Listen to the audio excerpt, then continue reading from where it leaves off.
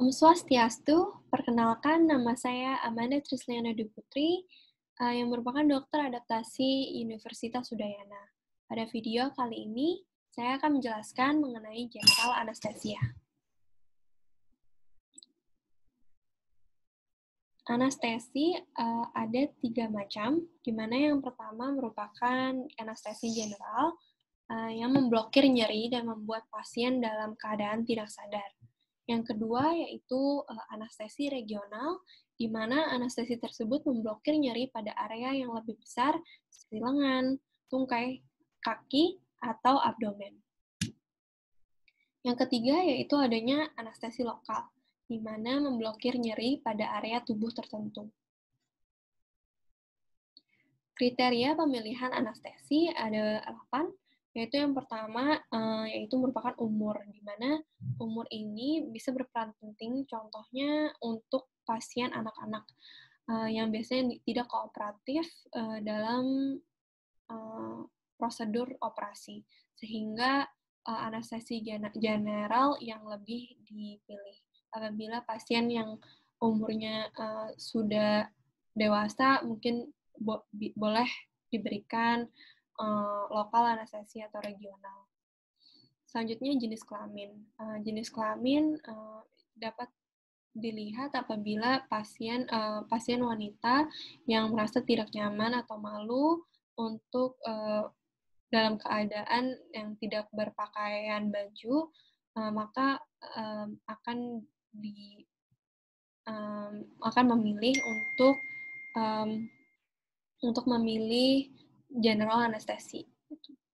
Selanjutnya untuk status fisik. Status fisik pasien itu sangat penting. Apabila pasien dalam keadaan status fisik yang prima, maka maka mungkin bisa menggunakan general anestesi. Tetapi apabila pasien memiliki penyakit kronis yang berbagai macam dan juga memiliki kontraindikasi dengan obat-obatan yang digunakan saat general anestesi, maka mungkin tidak memakai general anestesi. Jadi mungkin lebih ke lokal anestesi atau regional. Selanjutnya untuk jenis operasi.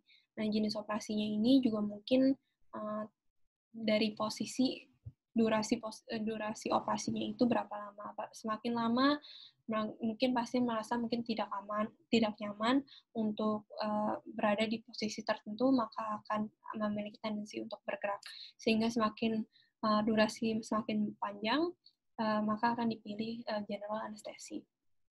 Untuk lokasi pasien, apabila pasien dioperasi dari tungkai bawah begitu, atau dari daerah dari bawah umbilikus ke bawah gitu, mungkin bisa digunakan epidural atau mungkin spinal. Dan apabila lokasi operasinya itu di kranial, di bagian muka atau di bagian leher, mungkin tendensi untuk operasi menggunakan general anestesi.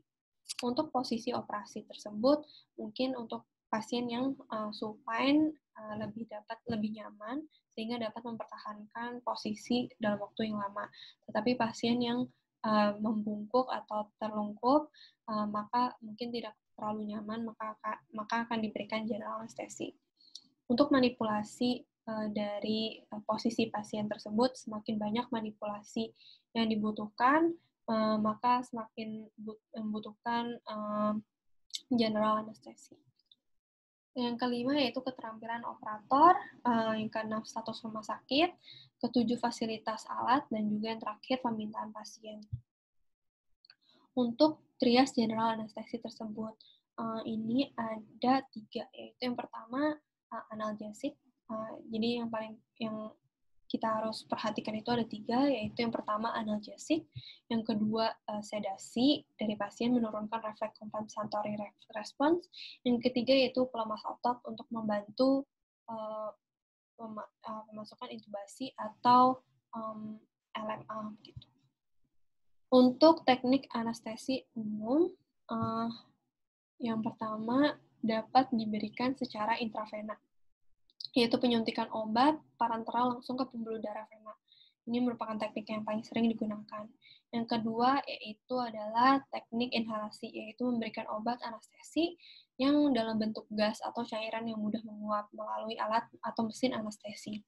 Yang ketiga yaitu imbang, yang merupakan yang sering dijumpai di operasi general anestesi pada zaman ini, yaitu di mana menggunakan kombinasi inhalasi dan intravena atau menggunakan teknik kombinasi analgesi umum dan juga regional gitu.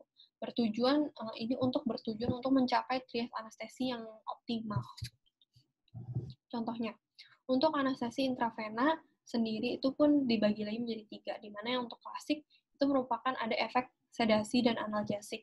Biasanya contohnya berikan ketamin hidroklorida ditambah dengan diazepam atau midazolam. Dan indikasi anestesi intravena klasik ini merupakan operasi yang kecil atau sampai sedang dengan durasi yang singkat dan tidak memerlukan relaksasi lapangan operasi yang optimal. Nah, kontraindikasi untuk pasien ini adalah hipertensi, glaukoma, operasi intraokular, atau adanya obat yang menggunakan obat yang kontraindikasi dengan obat-obatan simpatomimetik. Contohnya keadaan diabetes, hipertensi, dan tirotoksikosis. Untuk anestesi intravena total, contohnya yang memiliki efek sedasi dan juga analgesik dan pelemas otot, tiga-tiganya semuanya menggunakan intravena. Contohnya memberikan fentanyl, atacurium, dan juga diazepam. Yang fentanyl ini berguna sebagai sedasi dan juga analgesik, atacurium merupakan pelemas, diazepam itu merupakan anksiolitik dan juga sedikit pelemas otot, sehingga ini memberikan efek anestesi intravena yang total. Nah, indikasi ini untuk pasien yang membutuhkan operasi yang membutuhkan relaksasi lapangan yang optimal. Nah, kontraindikasinya merupakan memang tidak ada kontraindikasi yang absolut dan harus menyesuaikan obat-obatan. Obat-obatan ini harus disesuaikan dengan penyakit yang diderita pasien. Yang terakhir adanya neuroleptik, di mana memberikan obat-obatan lewat intravena agar pasien masuk ke dalam twilight zone gitu. Lalu di mana diberikan efek sedasi dan juga anamnesia yang ringan.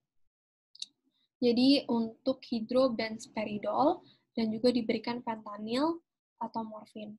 Indikasi dari neuroleptik ini adalah pasien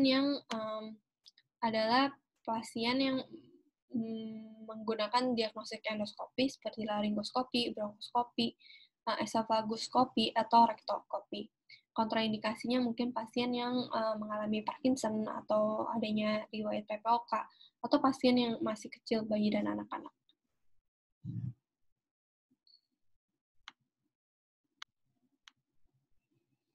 Untuk anestesi intravena, obat-obat adjunktif lain yang dapat diberikan lewat rute intravena, seperti ini sebenarnya sudah dijelaskan sebelumnya, jadi yang penting ada ansiolitik,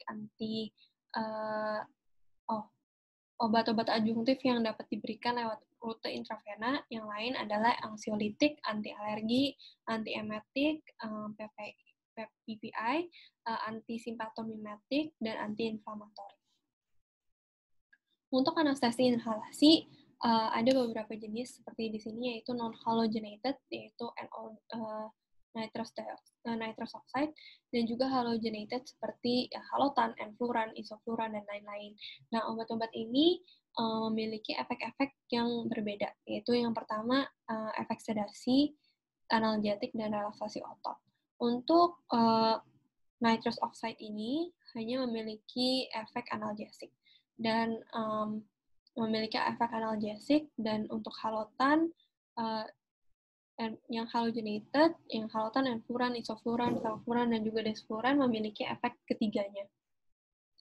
Tetapi efek sedasinya jauh lebih kuat dibanding efek analgesik dan juga relaksasi ototnya. Di sini kita bisa lihat ada BG rasio, di mana yang merupakan solubilitas darah dan melambangkan onset dari obat-obatan ini. Misalkan untuk nitrous oxide, yang memiliki BG rasionya itu 0,47 yang sangat rendah, seperti sevofluran dan desfluran yang di bawah 1, itu berarti onsetnya itu terjadi sangat cepat. Semakin rendah BG rasionya, maka onset semakin tinggi solubilitas dalam darah dan semakin tinggi semakin cepat onset bekerja obat-obatan anestesi inhalasi ini. Dan selanjutnya ada OG rasio ini. Jadi kalau bisa dilihat di sini yang paling cepat bekerja itu adalah desfluran dan yang paling lama yaitu ada halotan. Jadi onset kerjanya itu sangat lama. Yang selanjutnya ada oil and gas rasio, yaitu merupakan adanya solubilitas lipid, solubilitas gas tersebut pada lipid, yaitu memberikan melambangkan seberapa poten obat ini untuk memberikan efek-efek sedasi, analgesik, dan juga relaksasi otot. Di mana semakin tinggi OG rasionya, maka potensinya akan semakin tinggi. Bisa dilihat di sini yang paling poten adalah halotan, karena yang paling tinggi dan yang paling rendah yaitu di sini 1,4. Dan beberapa dari obat-obat inhalasi ini banyak yang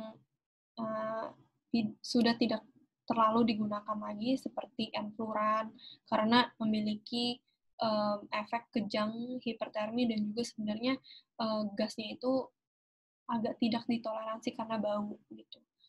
Dan juga mungkin obat yang halotan gitu tidak begitu digunakan karena dapat menyebabkan aritmia, hepatitis, dan juga hipertermi gitu.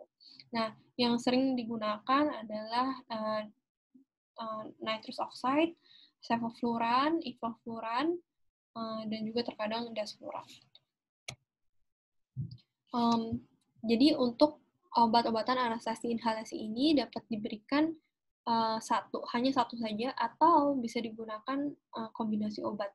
Contohnya di sini bisa dilihat dengan memberikan nitrous oxide dan isofluran atau sevofluran, dan pemberian nitrous oxide ini harus diberikan bersamaan dengan oksigen dengan rasio 70:30. Selanjutnya, untuk anestesi imbang. Anestesi imbang ini yang seperti saya sebut sebelumnya merupakan kombinasi inhalasi dan juga intravena, atau dengan kombinasi teknik analgesi umum dan juga regional. Dan tujuan dari menggunakan anestesi imbang ini untuk mencapai trias anestesi secara optimal dan juga seimbang. Indikasinya apabila pasien